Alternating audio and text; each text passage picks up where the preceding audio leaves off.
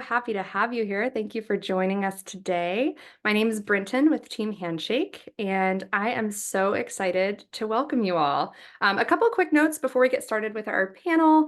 We'll have about 40 minutes of planned discussion today, and we'll try to save a few minutes at the end just for questions from you, the audience. So as we go, feel free to pop any additional questions into the Q&A box. We'll do our best to answer some of those before we end today. And that's my PSA. Awesome. So I'm thrilled to kick things off today. Just for some context here, we recently surveyed over 2,500 students and heard a ton about their thoughts on benefits, student debt, all of that kind of stuff. So one thing that jumped out to me is that less than 20% of undergrads feel very confident in understanding a benefits package. And that makes sense because most of these topics aren't something that you learn in school. So we wanted to take the chance to break down the basics and dig into the elements of what I would call a big kid job that you might need a little help figuring out as you think about your job search options beyond the basics of salary. So with that, we've got some expert panelists here with amazing experience across a couple of different industries. But I always like to remind folks right off the bat that you should consider making an appointment with your school's Career Services Center if you feel like you want personalized guidance throughout your job search, especially around navigating offers and understanding specifics. They are professionals who are super eager to help and just generally amazing people. So with that said, really excited to introduce today's panelists. How about we go around and quickly introduce ourselves? In about a minute, maybe you can give us a quick intro or high-level overview about your role, maybe the way that you describe it to a fifth grader. David, I think considering your experience at Teach for America, you've got to be extra great at explaining things to fifth graders. So how about you kick us off? Yeah, thanks, Brenton. Hi, everybody. My name is David Levinson. I work on Teach for America's recruitment team. I was a 2009 New York City core member, so I taught in the Bronx, and then I joined staff here at Teach for America. I've been on staff for about 11 years. If I was to describe my role to a fifth grader, I'd probably say I help us hire the best people. And then once they start in their position, I help them figure out what it takes to be successful and what that success would look like in their position. Paloma, I pass it over to you. Yeah. Hi, everyone. My name is Paloma Tombly. I am the Chief HR Officer at Handshake. So what I do is I oversee everything related to people at Handshake. So that goes from how we hire people in. So the talent team, the recruiters, they report into me. So the first people that you're meeting as part of your journey joining Handshake. I also oversee the people team, which is responsible for things like managing your benefits, compensation, onboarding you, making sure you're having a good first day, helping managers manage their direct reports and their teams, helping put on events to help employees feel more engaged and more connected to what's going on within the business. And also I directly work with our leaders to make sure that they're able to operate their teams really effectively. Grant, I'll hand it over to you. That's awesome. Thanks, Paloma. Excited to be here. Thank you all for joining. Grant Quibell, I'm the Director of Business Consulting for Sequoia. I lead a team of consultants across the country helping people-first organizations design and implement healthcare and benefits programs. So the fun world of medical, dental, vision, life, and disability, which we'll dive into today, we really help our clients and our companies formulate what's going to be the best to attain and attract employees to their organization. So excited to be here and dive into the discussion. Fantastic. Thank you all so much for being here. So one of the clearest things from our recent survey is that even though it's a long way off for many of the job seekers who are coming out of college, retirement is definitely on the brain and it's an intimidating topic. So I think it's a great place to start. There are a lot of acronyms out there to wrap our heads around. And, we're not going to be doling out recommendations or giving financial advice here, but we can give a really high level primer about some of the terms to know. Paloma, can you give me the 411 on the 401k? Dang, I bungled my joke there. Oh, I loved it still. Yes, I'd be happy to, because when I entered the workforce, I remember being very confused about this, and I was going into an HR role. So if I'm confused, then I imagine it can be really confusing for all of you. So I think the things that you would most commonly see as you're entering the workforce are things that are called defined contribution plans. And so that's like a 401k, for example. Most companies offer this. This is essentially a plan that the company sponsors to allow you to put money aside that's invested for you to use once you're over usually the age of 55 in a tax advantaged way. So it's kind of like a savings account, but what you get from the company often is what's called a match, which is free money that the company is giving to you for putting money in aside. If you take away one thing from this session, it is if there is a company match, get that free money. Take that free money because it is going to compound over time. And that free money when you are 22 and 23 is going to be much more valuable when you are 40 and 50 and 60. And you can't really get those years back. So I really encourage you to try and make it work if you can. I know it's hard. I didn't contribute to my 401k for the first few years because I just couldn't make it work. But the more you can, it will benefit you. The other thing that I think is that is also common, especially if you're working in public sector, is defined benefit plans, which are also commonly called pensions. So if you're working for public universities, if you're working for city government or state government or federal government, you'll typically see pensions. And they have a few different structures to them. But what that typically means is you're putting money in to receive a guaranteed amount based on the number of years that you're working for that employer at the end. So it's similar to what you would think of in terms of like Social Security. You get a set amount every month. There's a lot more. That's a big oversimplification, but I think those are the big things that you'd want to know. Awesome. I wish I had had you to give me a heart to heart when I was in my first job out of college about making sure that you're contributing to retirement because I put Me that off. too. Yeah, longer than I'm proud of. Amazing. And David, I think on that same vein, is there anything that you wish more people knew about retirement planning as they got started in their careers? Yeah, I think Paloma said it best, but my recommendation is if you can to max it out early on, especially if there's a retirement match. In fact, I generally would recommend maxing out whatever you can to take off your pre-tax deductions so that you are not being taxed at the highest tax bracket. If you look at when you take on a position, your salary is going to be taxed incrementally, and at its top end, you're taxed the most. And so whatever you can do to cut down on whatever you get taxed at the highest level, that's going to be beneficial for you because you're not paying as much taxes overall because you're entering that into things like your healthcare plan or the retirement savings or whatever else you would need just to live out your life. And Grant, I saw you come off mute there. Did you have anything you wanted to add or any kind of financial literacy resources that you would recommend for folks? Yeah, I mean, echoing a lot of what Paloma and David said, I think the biggest takeaway is if your company offers a match, absolutely take advantage of the match. I mean, that's free money that is going into your pocket that can compound over time and allow you to set yourself up nicely for retirement. I would just note as well, when everybody enters into the workforce, you'll more than likely see different vendors pop up. One being Fidelity, another being Vanguard. These are major administrators and providers of 401k plans and programs, right? So definitely tap into whoever your 401k is through for different resources around how the plan is structured, how you can get tips on budgeting, what you should be saving for retirement, just to make sure you set yourself up and your family's eventually up for success. I would also just do a quick plug for different vendors that we're starting to see in the market that can provide support as well. So really cool. Like, I think we'll start to see more and more vendors like this pop up, but companies like Origin, North Star, the mint.coms of the world are really great tools to help you budget, save for retirement. You know, there's even ways for you to link accounts together to get tips and tricks on saving for your future. I know retirement seems far off into the future now, but it will come, and you want to set yourself up for success. So. Amazing. Thank you so much for the insights there. And switching gears over to another benefits area that has a lot of acronyms to keep track of. I think healthcare is particularly intimidating for folks who might be navigating it for the first time. Know that many college students are kind of figuring that out for the very first time. So I don't want to spend too much time on this because there's a lot of nuance there depending on your country and your state. But I would love to go over a couple of common definitions to have in your pocket.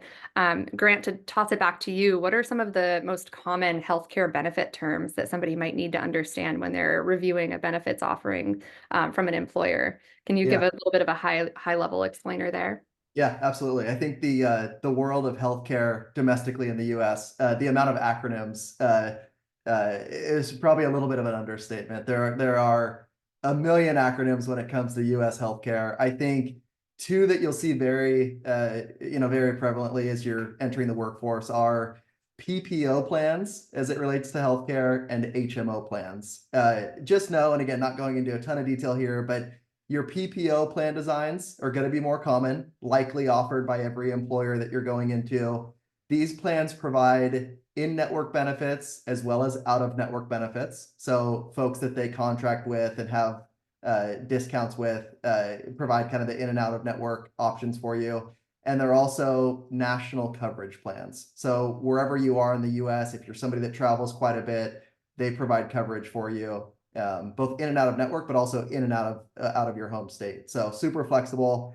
And then the other one being the HMO plans. So a little bit of the reverse, certainly more restrictive, in-network benefits only with these types of plans. There's also another element of an HMO where you need to designate a doctor, a primary care doctor, as it's referred to, that really manages and dictates your healthcare experience. That's really your starting point for your coverage in your healthcare. So like I said, PPO, HMO, by far and away, two of the most common plan designs that you'll see companies offer. And then I would just add, entering into the workforce, you'll have what's called an open enrollment period. And this is when typically somebody like myself will come on site to the company, share all about plans and programs that the employer offers. It's your opportunity to ask a lot of different questions. And then as a follow-up to that, you'll typically be provided with a benefits guide. A lot of times nowadays, these are all done online. So like a website provided by the company that houses all of the plans and programs that are offered by the company. That is an awesome resource for you just to tap into educational pieces related to all the plans. So. That's great. Thank you. And Paloma and David, before we move on, I wanted to give you space if you had anything to add there. No pressure though. We can dive into the next topic if not. Awesome. So something I hear all the time from students, I have interviews with students all the time, and something that was validated in our survey data is that meaningful work is really, really important. In fact, 73% of our undergraduate survey respondents told us that they're doing the work that they're passionate about is essential to a feeling of career success. And David, I think this is an area where you can really chime in because Teach for America obviously deals with incredibly meaningful work. So can you talk a little bit about the benefits that come with working in an area that resonates with your core values and how somebody earlier on in their career might factor this into planning? Yeah, I think it not just aligns to your core values. I would also think about places where you can do what you do best, places where you can really expand on your strengths. When I think about where I would want to work, I really think about two different things. Number one is like, what is going to set me up to live the life that I want inside of work? So what are the professional growth opportunities I'll have? What are the mentorship opportunities? What does it look like to grow within that organization or that company?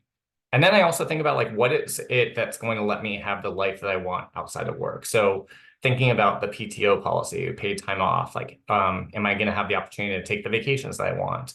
What does it look like to have flexible scheduling? For me, I have 3 children, so flexible scheduling is huge. I need to be able to work at night so that I can go pick them up from school each day. Where am I going to get the benefits that meet my family's needs medically, or will provide stipends for me to get different childcare costs reimbursed? So I think about just those two camps. I think it's helpful to think through like where this is the place that you're going to spend so much of your time every week. So what's going to make you happiest at work, and then what's going to set you up to live your life and have that really strong work-life balance.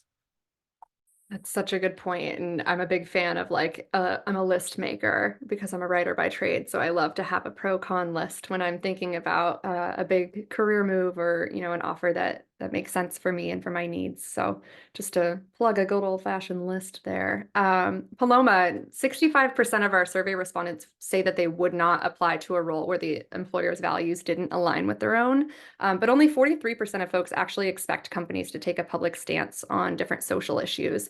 In your experience, do you have any guidance about how to guide somebody earlier in their career on sussing out an employer's values to see if it's something that aligns with their own, and figuring that out if it's important to somebody? Yeah, I think it's a really great question. I think most companies will have a landing page where you're going to apply for jobs, and if a company is operating on the Handshake platform, they typically have a lot of information around their values, their mission, how they want to show up to help you make the right decisions, wherever you're at in your career. I think the things that have been really helpful for me personally in my search is looking at their website, looking at what's highlighted. What do they clearly care about? What is being really exemplified from like an employee experience perspective? Do they talk about things that resonate really deeply for me? I think it's the things that you're looking for are going to differ depending on the individual person. For me, it was really important for me to be at a place where I could see representation within leadership. And so looking to see, hey, what is the makeup of the executive team at this company? Is it something that feels representative of the students that were in Handshake's example, the students that we're serving? I think other things that have been really helpful is looking at like social media accounts for employers, especially larger ones, because they are trying to give you a little bit of a window into how the company operates. Sometimes they'll highlight employee resource groups or ERGs. Sometimes they'll highlight other activities that employees are doing internally. I think those are all really helpful ways to get a kind of a signal on what is the company standing for? What are they putting out there as things that they really care about the most? Does that align with what I'm looking for specifically? I think that's such great insight. I'm a big fan of looking for employee resource groups or ERGs. I'm a co-lead for an ERG here at Handshake. And it's really a great place to find community as well as like really aligning your personal values with the work that you're doing. So love that call out. Grant, do you have anything that you want to add here? Maybe any tips for carving out a career that incorporates social impact and your core values with a more corporate job?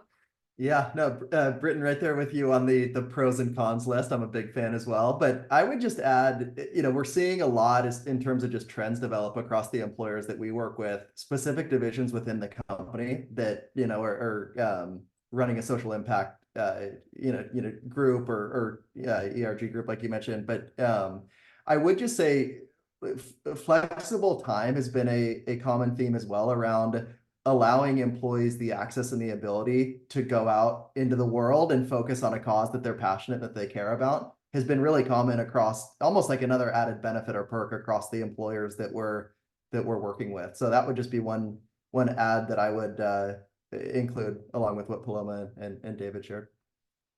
Yeah, that's great. Thank you so much for that. And moving into our next area, when it comes to learning on the job, 63% of undergrads in our recent survey told us that developing advanced skills is essential to feeling successful in their career field.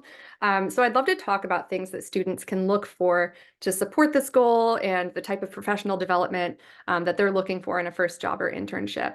I'll open this up to kind of the group here, but maybe we can start talking about L&D and labor or learning and delivery as a benefit here. David, did you want to jump in? I know that this is something that you feel really strongly about. Absolutely. So I have a couple of thoughts on this. I do think that it's important that you're looking for job opportunities where you're going to grow the way that you want. And I think part of doing that is really making sure that you're meeting with people that you're working with and people that you can learn from. To plug Teach for America for a second, when you join the core, you are assigned a coach, somebody who's going to support your growth and development, help you put things into perspective and really catalyze your leadership while you're in the classroom and help you to kind of put into perspective that experience so that you're able to go on and do other things after the core, whatever that is. But mentorships can happen really in any organization. And I think the big thing is not being afraid to network. One of the things I always tell people is do the thing that most people won't do. Do the thing that will set you apart. Most people are not going to reach out to individuals in their company to ask for a coffee chat and just spend time one-on-one getting to know them. Joining resource groups or joining different planning groups, making volunteer opportunities like the norm for yourself. you'll get exposure to different perspectives and to different insights that are going to help you just very informally to grow and develop. I also just would think about like other pathways for you to do the things that may fall outside your typical job description. So, job rotations is one thing that's pretty popular, but even looking for programs like within Teach for America, we have something called Leaders for Educational Equity, or Leadership for Educational Equity. It's a program that supports core members who want to be active politically to run for office after the core. It coaches and supports them. It's actually just an added benefit of becoming a core member. And so a lot of our core members take advantage of that. And that's one of the reasons why I think our coaching and development is so popular, because people are able to get access to a different track of professional growth and development that they might not have typically thought of when it comes to teaching. That's such a good opportunity and such a cool resource. And just to add on to what you mentioned about doing the thing that others won't do, I have to say one of my favorite things when somebody is new to Handshake or somebody's new to the industry is when they reach out to ask to set up a coffee chat. It's really something that I love, is that networking opportunity. And I think people want to help and people want to advocate for you and be mentors. So highly encourage that. Paloma, can you talk a little bit about, L&D at Handshake and the area of benefits as a whole? Yeah, absolutely. We really expect our employees to come in wanting to continue to learn and grow. We think that if you are not doing that, you're probably not going to be able to keep up with the pace of the company, because the company is always growing and evolving and changing. So we want to make sure that we're providing resources for people to develop the skills that they need, because we're also big believers in transferable skills. So what that looks like is we have a stipend that we offer every year to all employees that is for their individual L&D. So they have, depending on when they've started, up to $2,000 a year to use towards their own professional development. So that can be courses, that can be attending conferences, that could be getting coaching. It looks like a lot of different things, but we really want to make sure that people have the resources available to them to be able to take on whatever they need to get to their next level. On top of that, there's some other structural things that we've put into place to really help certain groups of people within the company. So for example, when we have people moving into management, we want to make sure that they're not flying blind. So we want to teach them how to be managers. It's not easy. So we have training, development, resources like internal coaching that we provide to people who are going to those programs. The last thing I would say is similar to what I think David mentioned and Brenton alluded to, we really want to make sure that people can understand the opportunities available to them internally through like peer networks, but also being aware of like what opportunities exist in other areas of the business. We've had so much success with people moving, from one job family and one role to another one, taking those skills that again are transferable into other places. So we're trying to make sure that we're setting people up well to be able to develop in their career, whatever that looks like. Thank you so much. In the interest of time, I'm actually going to jump to our next section, which is work arrangements and time off. Grant, you mentioned a little bit about kind of the flexibility earlier for volunteer time. Another thing that came out of our recent survey was just working arrangements in general. There's been a ton of conversation in the last couple of years about remote or hybrid work, but we actually saw most of the students that we surveyed express a preference for in-person work as long as there's some degree of flexibility. Obviously, not all careers allow a ton of wiggle room in terms of working hours or location, teaching being an example, medicine being an example, but I'd love to briefly touch on this trend. Paloma, in your perspective, is there anything interesting happening in the tech HR world, and any recommendations you might have for how early career applicants might consider which work arrangements are best for them? Yeah, I think it's been really interesting watching the last several years. When I started at Handshake, it was 2019, and I worked out of our office 5 days a week in San Francisco. Now it's 2023, and we have certain days where we're encouraged to come in and do collaborative work together, but it's very much not the same structure as it was back then, pre-COVID. What I would say is that I think more and more employers are becoming very intentional about how they set expectations for people coming into their organization around what their working style is, because people don't want to have misaligned expectations, especially on something that I think is very personal, and that people have very strong feelings about in terms of remote work, flexible work, in-person, hybrid, all of those things. It benefits the company and the candidate to have really clear understanding of what that is. So you see it on Handshake and LinkedIn. There are employers that explicitly say, Are you a hybrid workplace? Are you a remote workplace? Are you an in-person? That's one way you can check that out. I would say that when you're in interview processes, usually if it's not in the job description explicitly, you can ask that, and you should ask that, to really talk about what are the expectations of the role? How do you collaborate closely?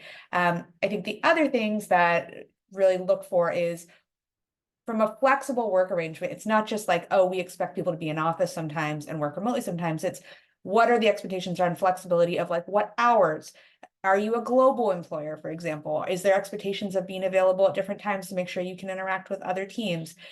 Those are the things that I would keep in mind, and we're seeing really evolve, I think, for the better from where we were in 2019, because it's allowing people to do the work they need to do at times and in places that they can best do it.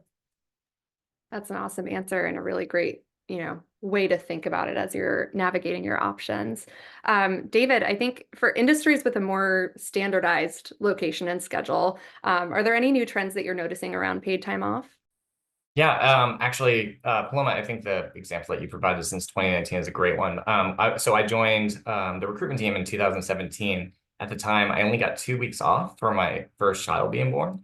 My third child was just born 3 months ago, and I'm about to go into paternity leave in a couple months, and I get a full 14 weeks. And that's because of advocacy by employees, by people who are coming in, who are pushing more for these benefits, and expansion of benefits, because that's making it a better place and a more sustainable place for us all to work. A couple of other trends that I think are really positive is a greater focus on mental health resources. We have exceptional employee assistance programs at Teach for America, including also access to a mindfulness app, things that will really help people to develop that work-life balance, and also to just get the support that they need confidentially. We also have like people within the organization who are confidential for outreach if anybody has something that they need to talk to in a confidential way.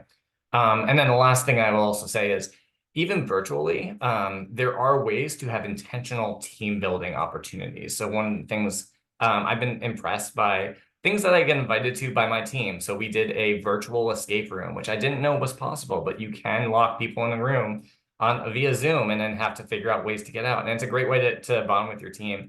I kind of marvel at the creativity that's coming, and kind of excited to see what's coming next. That's awesome. And congratulations on the birth of your third child. That's so exciting. Grant, I think that something interesting about Sequoia is that you work with clients kind of across industries and different business setups and sectors. I'd love to hear your thoughts on just the larger trends around working arrangements and time off that you're seeing in this area. Yeah, it's definitely interesting. I think maybe a little bit to what Paloma said, like things are evolving and changing. It feels like weekly, monthly, in terms of how companies are handling either return to office strategies or just workplace in general. From what we've seen as far as trends, more people are going back into an office environment in a hybrid model, right? So a couple days a week, really based on being thoughtful around what teams collaborate most closely and when is it beneficial to have those teams together in office working on specific projects, troubleshooting issues, whatever it may be. So I think flexibility is here to stay, which is awesome. But it's definitely starting to come back a bit more in terms of having specific requirements around some time in office. I would just say, for folks very early in their career as well, just starting out, there's a ton of benefit to being in office with your with your coworkers, building relationships. We talked a little bit at the start just around networking opportunities as well, kind of building your brand, building your career, building your passions and what you want to excel in, is done really, really well in person, building relationships that way. So That's a great note. Thank you. And I know we're kind of coming up on time, but I wanted to quickly make space for thinking about the future. Work perks that might be on the horizon, or new types of benefits that y'all predict emerging over the next few years. I know flexibility and hybrid work is something that's relatively recent, but I'd love to hear a little bit more about your predictions. So Grant, to toss it back to you, do you have any predictions about the future of work perks or emerging benefits that early career applicants today might want to keep an eye out for as they're exploring their options? yeah, so what's been really cool, obviously I deal in kind of an old school stagnant industry of health insurance in the US, but a lot of the insurance carriers are doing some really cool things with third-party point solutions. So David touched on a few just around mental health, around EAP programs, around parenting and family resources. I think we're starting to see it right now, but I think we'll see more and more of this, are the major insurance carriers actually creating formal partnerships with maybe some of the newer startup style vendors, really focusing on a specific area for an employee, whether that be elder care resources, touched on the mental health, things like that. I think we'll start to see more of that, which will be incredible. And I think, very much needed and appreciated by employees and members. So. That's awesome. I know that elder care and just caregiving in general is something that we heard a bit about in our survey as well. So I know that's top of mind for a lot of folks who might be joining the call today. David, are there any benefits that you would love to see become the next big thing? Yeah, well, some things I'm noticing, there's a lot around stipends that I'm seeing pop up. So, having contributions towards fertility, surrogacy, adoption, healthcare services, having a wellness stipend or a learning stipend for you to go explore the professional development opportunities that you're looking for. Paloma, I think you might have mentioned this earlier in the call, but dedicated time for people to take to do advocacy or to do volunteer work. We had that actually within Teach for America. We've also seen team-wide recharge days, days where the entire team just shuts down and it's sort of like a comp day, but it's really just, an informal way for everyone to take a break from work. I think I think all this goes with the underscore of this is all dependent on the workplace itself. And I think these are questions that you can ask and that you can dig in during the interview. I know we're going to probably touch on that in a second, but you should do as much digging as you can on what benefits are common at the workplaces where you're looking at. And also just ask those questions during your interview, because it's going to demonstrate a deep desire, real interest in the workplace that you're looking at. Totally. Yeah. And I'll add on to that another plug for career centers. If you're in a university setting, the career centers can help you kind of navigate in a practice interview, for example, how you might approach a certain topic in your interview process or kind of ask questions there. Paloma, how about you? Do you have any predictions on this front? And then we can go into our lightning round. Yeah, I really agree with what Grant and David have shared. I think the future seems to be, to me, at least from what we hear from employees and what I'm seeing offered to us as we think about like, what do we need to bring to our employees, are things that address very real needs. So for example, student loan repayment programs. That is a very real need for a lot of people entering the workforce or who have been in the workforce for many years, because I think I paid off my student loans maybe last year. So, which great. But I think things that are solving those kinds of problems. Other things, I think more and more companies are investing in fertility benefits for their employees and their dependents, which is not just helping people to have a baby, but also things like egg freezing and planning for the future so that they can plan to have a family or form a family when they're ready to do so. I think that is becoming a lot more common. There's a lot more companies that are really getting into that space. Certainly more than we saw like 3 or 4 years ago. The other thing I would say is like on the topic of flexibility, we're just seeing these stipends, these something I've talked with Grant quite a bit about is around like lifestyle spending accounts, which is essentially, we know that people have a variety of different needs, and we want to make sure that we're offering funds to address those needs, whether it's childcare, if you are in a place where you need to pay for childcare, or it's elder care, or it's fitness or wellness or well-being. Like figuring out how you can come up with something that meets the like varied needs of your workforce is something that I think we're going to see more and more of.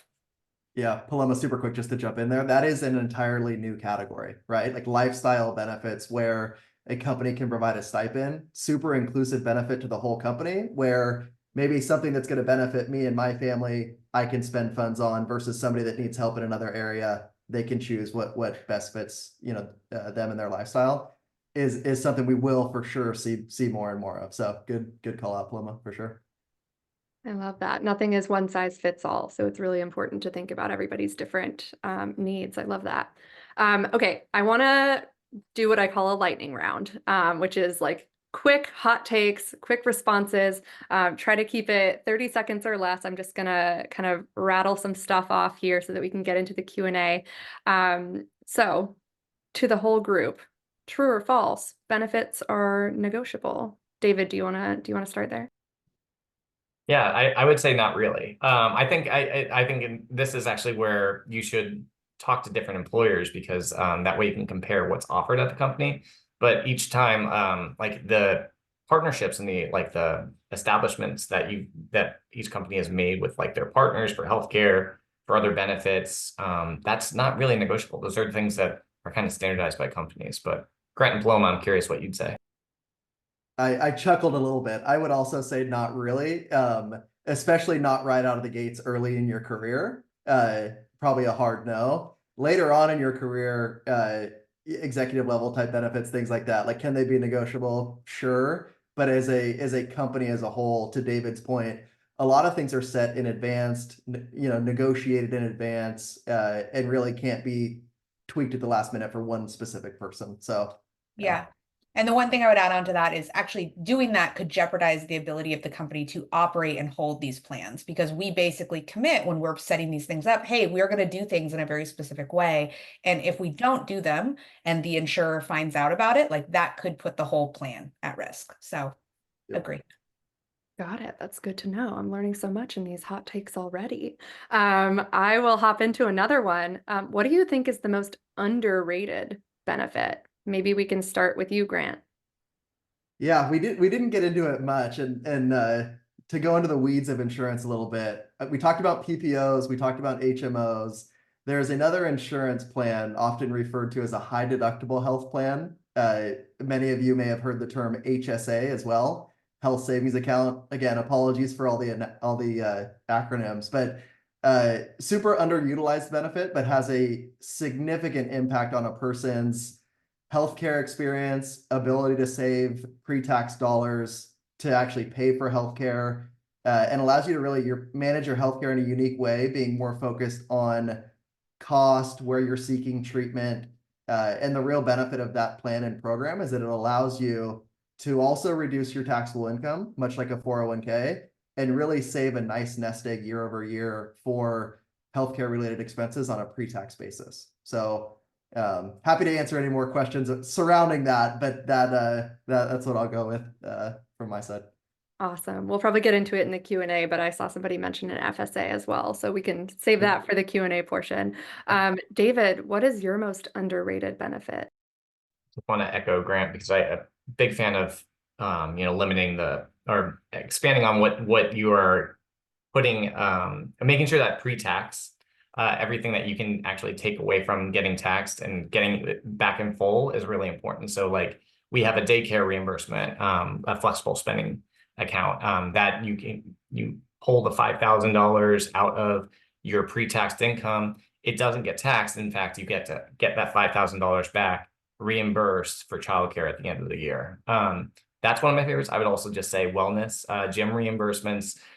We have that at Teach for America, where you go to the gym a certain amount of times and you get reimbursed for it. One of my favorites. Awesome. Paloma, that leaves you. What's your hot take here? I think I go back to the idea of flexibility. So flexible time off, making sure that you don't have to like necessarily accrue time off before coming into an organization, being able to take it, being able to operate within, adjust your working hours. To me, like, especially like I have small children, that is the thing that is most valuable to me, that I think a lot of people take for granted until you can really think about, oh, this is going to allow me to live my life and do my job at the same time. Awesome. Okay, we kind of touched on this a little bit, but at what point do you think it's appropriate for a candidate to ask questions about an offer or benefits or salary? David, maybe we can start with you. Yeah, just to reiterate something I was mentioning earlier, I'd say early on, doing so is just reinforcing your interest in the company. And I also personally subscribe to the idea that when you're interviewing for a role, they're not just interviewing you, you are interviewing them. You are deciding if this is the right fit. And if something is going to be a non-starter for you, you need to know that right away. So asking those questions is only beneficial for you and the employer. Yeah, I would strongly agree with that. I think making sure everyone has the same expectations as early as possible in the process is helpful. Many companies, especially those that operate in states that require it, like California, New York, Colorado, they require you to post salary ranges. That's incredibly helpful to make sure that what's the potential range of compensation for this role. So looking for those types of that type of information and really making sure that you're asking the right questions as you're going through the interview process, you can ask the recruiter in the first round. They want to know that because they don't want to waste your time and the interviewer's time on someone that has like misaligned expectations on what they're looking for. That's awesome. And I know that we're coming up on time, so I think we can end on a specific note before we maybe have a chance for one or two questions. But what's a question that you think more people should ask about benefits or compensation in their search?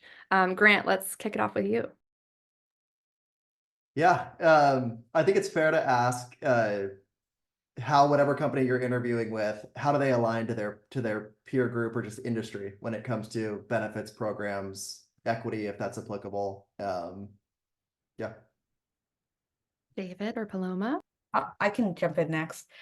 To me, I think that the most valuable thing for you all to ask would be, what are your opportunities for recognition and advancement? What are the cadences that those become available? Because that will help you understand what are the opportunities for future promotions, for future salary increases. What happens if I do a really great job? What are the levers that you have internally to be recognized? I think that's helpful in helping you frame, okay, this is what my career, or the time that I'm at this company, this is what this could look like for me. Yeah, Paloma, I'd echo that. I was thinking of annual increases and making sure that you're familiar and what that would look like every year. But ultimately, you want to ensure that this is a place where you can grow long term, and obviously, those finances are a big component of that. So, yeah, I echo what Paloma and Grant share. Awesome. Okay, we've got a couple of minutes here for Q&A from the audience. We've gotten some really, really great questions, and I saw Paloma, you were already in there answering some. So gold star, you're already overachieving here. But in terms of 401k logistics and switching companies, maybe you start at one organization and then after a couple of years, you decide to make a move to a different organization. How does a 401k work when switching companies? Do you keep your old account? Do you make a new account? How does that work? I can start and then maybe Grant can follow. But whatever money you're putting into your 401k, that goes with you. The idea of the 401k is that it follows you from job to job. And so the ideal setup is you take the funds that you have in the 401k from a previous job and you do what's called a rollover into the 401k at your new company. You don't have to do that. You can have a bunch of different 401ks that are kind of lingering, but it's difficult to manage. I've heard horror stories of people forgetting that they have a 401k from a previous company and just like not knowing how to access those funds. And then you're also not thinking about your investments and like you're not thinking about it in the whole. You're having to manage a lot of individual pieces.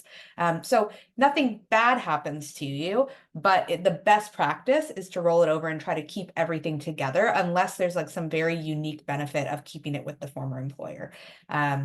And then typically when you're coming into a new company, you would create that new account. It wouldn't automatically happen, but you'd have to be enrolled. And there will be terms depending on what your employer is around like when you can enroll in it, when the matching, if there's a matching offered, when that kicks in, those sorts of things. David, Grant, did you have anything to add there? Nailed it, Paloma. Nothing. Perfect. Gold star again. Awesome. I just saw a really good one pop up in the chat, which is, are there any red flags to look out for when talking to a potential employer about benefits? Does anyone have any thoughts there? And if you don't want to touch that with a 10-foot pole, we can not. My personal opinion is it's going to depend on what's most important to you. So if you're in a place in your career where you're wanting to work a lot of hours and you're really excited about the opportunity to grow, and like that's what you're getting from them saying, people don't take a lot of vacation time, or like you're expected to be in the office in a certain amount of like 9 to 5, 9 to 6, whatever. That might work for you and it might not work for someone else. So I think you have to hear what they're saying and really match it to what you're looking for individually in a workplace versus there being like de facto red flags, I would say. Yeah, I would agree, Paloma. I would say maybe like related to like a core healthcare program, if contribution strategy, so like what the company pays towards benefits is really low, or if there are a lot of voluntary benefits that are kind of opt-in, opt-out, maybe potential red flags, although that could be offset by potentially a higher salary. So you kind of have to just hear the company out on how they approach benefits, compensation, and equity. On a slightly different note, I would also just consider maybe asking about the professional development opportunities that staff has and how they develop their employees. See how robust of an answer you're able to get. And depending on that, maybe you identify a flag there. Yeah, that's such a good note. And I think overall, the big takeaway is there's no one size fits all job or offer or comp package, but it's really important to have conversations and ask questions and maybe bookmark the glossary from Sequoia that's in the chat, which I will be saving for myself later. But we are at time. I cannot believe this went by so quickly, but I want to thank everybody here for joining us. And I know that everybody in the chat was really excited and had a lot of great questions. If you have a moment, please take 30 seconds to fill out our feedback survey so that Handshake can continue to bring you awesome events in the future and understand what you want to learn about and what you want to hear. And follow us on Instagram at Join Handshake for more event announcements for the future. Thank you so much, Grant, David, Paloma, for your expertise here and for your energy. This has been such a pleasure, and that's all for today. So thank you, everybody, and have an amazing week. Thank you, Brenton. Bye. everybody. Thank you. Thank you.